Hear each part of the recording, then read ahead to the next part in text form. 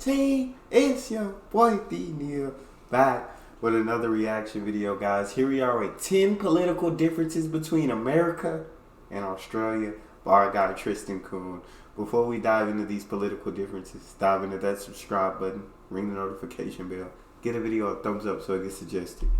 Oh my god, Tristan! What's good, y'all? Tristan here, and today I'm going to be sharing with you 10 differences between politics in America and politics in Australia. So first up, in Australia, you vote for the party, not the politician. So what I mean by this is, like in America right now, you would vote for Donald Trump or Joe Biden. But in Australia, they don't directly elect their head of government. We have a president here, it's the Prime Minister. They don't directly elect the Prime Minister. They vote for their party in the House of Representatives, and then whichever party has the most members in it, they then, within themselves, they pick someone to be the leader of their party, and then the leader that they elect becomes the Prime Minister, so he or she then becomes the head of the entire government. Now, there are definitely some pros and cons to this system, and I'm going to discuss them later after I touch on a couple more differences, but I'm really going to focus on later why, due to how the political system is set up here, why Donald Trump or someone like Donald Trump would never, ever be able to get elected president or prime minister here in Australia. But I feel like that's very interesting. And I don't know why I'm surprised, because I've seen political differences between Australia and America. And I feel like I've heard this mentioned.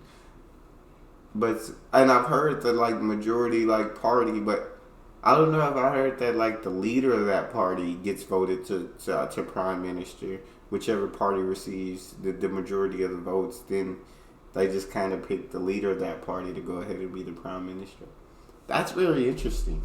Like Donald Trump would never, ever be able to get elected president or prime minister here in Australia. But my second difference between America and Australia is their campaign time. The amount of time you spend campaigning before election is so much shorter than it is in America. It is exhausting how much campaigning we get. I feel like we are always in the midst of an election in the US. So it's pretty much you have to figure out who you want to be the head of your party. That was like an entire year process just to be, it's called the primaries, to pick the leader of the party. Then once you get that person, it's like an entire another year of campaigning for those people going head to head before you finally pick a president. In Australia, their campaign time is super quick. So it's about 5 weeks, so much quicker, so much more to the point than it is in the US. And oh my God, I would love it if we didn't have so much campaigning in America. It'd be great to adopt this system. Like maybe not that short, but if we could just do like 6 months or something, like come on. The third difference. Nah, I completely agree with Tristan, bro. It feel like campaigning all the time. It feel like the campaign honestly never stops. I feel like as soon as you win president, as soon as you become the president, you're already campaigning for your next term. That's honestly how it feels. Like the campaign, there's always an election going. The campaigning never stops. Between politics in America and Australia is also regarding the kind of campaign style. So in America, campaigns cost tons and tons of money for all this time, but you get that money from either donors like citizens, people like me donating to that politician, or you get companies to donate money to you, or you get, you call and you ask for a bunch of money and you use that money for your campaign. Well, in Australia, that is not how it works. It's like the Australian Election Commission, I think is what it's called, or no, Australian Electoral Commission, that's what it is. They give a set amount of money to each party, and then they let that party like spend that money however they want to campaign. So it's like, boom, this is how much money you have to spend. It's like taxpayers' money that they gave you, you budget it, you have to spend it wisely, like make the most of it, do the best campaign you can with this amount of money. I actually really like this because it eliminates the whole problem of like, really rich people or companies giving money to certain politicians, like I scratch your back, you scratch mine type of thing. Just kind of eliminates that. Number 4 is... He said that perfectly. Yes. That definitely eliminates the problem of the companies basically pouring all their money into the politician they want to win. And it seems like whichever politician has the richest friends is going to win, because the more money you have for your campaign, obviously you're at a higher advantage. And I'm not saying it's not possible to beat someone with more money. I'm saying they have a better advantage. They're at an advantage. And like he said, once all the companies and people that pour their money into that politician, so that politician gets elected, now it's time for them to scratch their back and take care of them. And so now it's not like you're being the president of the people. You're president of the companies and the corporations and all of that put you in power. That's whose interest you're looking after. You feel me? politicians, like I scratch your back, you scratch mine type of thing. Just kind of eliminates that. Number 4 is compulsory voting. So in America, it is very optional as your right to vote, but you don't have to vote if you don't want to. Here in Australia, it is mandatory, it is an obligation, it is compulsory. If you do not vote in their election, then you will get fined. Now that being said, something I just recently found out about voting here is whenever you go to the polls to vote, you can get a snag on the bobby. Like that's so Australian. They have Barbies at their, barbecues at their polling booths. So yeah, you can go vote and then get yourself a snag. I don't know, that is so Australian to me. Like y'all's bobbies, that's such an Australian thing, and for y'all to have that at voting booths, it's just, I don't know, it just fits Australia so much. It's the most Australian thing I've ever heard. These 6 I absolutely love that. It said a democracy sausage. You deserve that. And I like that. He said you're just required to go to the polls, but you're not actually, it's not mandatory to vote. I absolutely love that. Because if I got to go to the polls, I may as well vote. If I got to go to the booth, I may as well vote. Why wouldn't I? You feel me? And so, yes, everybody that can vote should vote. Difference is that here in Australia, elections are every 3 years. Well, in America, they're every 4 or you could say 2 years. So pretty much like the presidential election is every 4 years, but for the House of Representatives is every 2 years. And in Australia, you vote for the person that represents you in the House of Representatives every 3 years, and then they pick the president. So there's not really a presidential election. But anyways, you do that every 3 years. Now, something similar in our politics is that senators, their terms serve for 6 years. However, the difference between them is that in America, every 2 years, 1/3 of the Senate is up for re-election. Here in Australia, it is every 3 years, but it's half of the Senate. So every 3 years, up to half of the Senate could change. Okay. Now, number 8 is that leadership in Australia can change without an election. So in America, the only way for the president to not be president anymore is for him to get voted out. Like for there to be a new election, the people vote, they pick someone else, boom, president's out. I mean, I guess he could also be impeached, but no president in the history of the U.S. has ever been kicked out of office for being impeached. But in Australia, I think one did. I could be completely wrong, but I think there was one president, don't ask me who, but I think there was one president that did get impeached.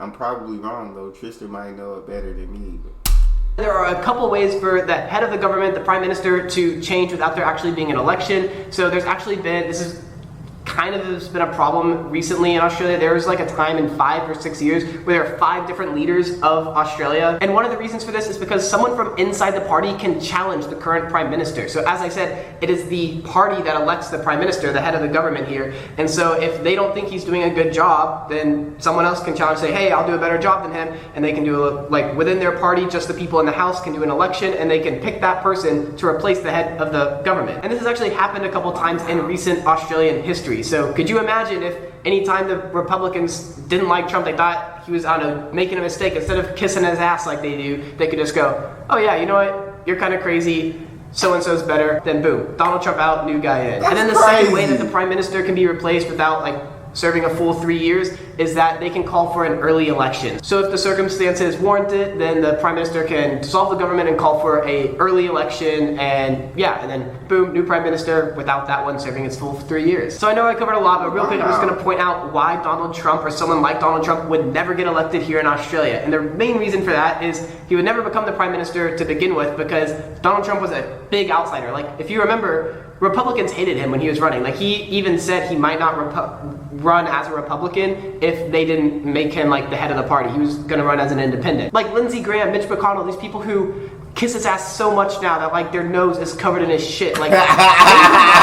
Trump before he was the Republican ticketed, the ticketed Republican. He's a race-baiting, xenophobic, religious bigot. Dang. He doesn't represent my party. And you know how you make America great again? Tell Donald Trump to go to hell. I think he's a kook. I think he's crazy. God dang. Senator Graham, tell us how you really feel. I think he's unfit for office. I like the president.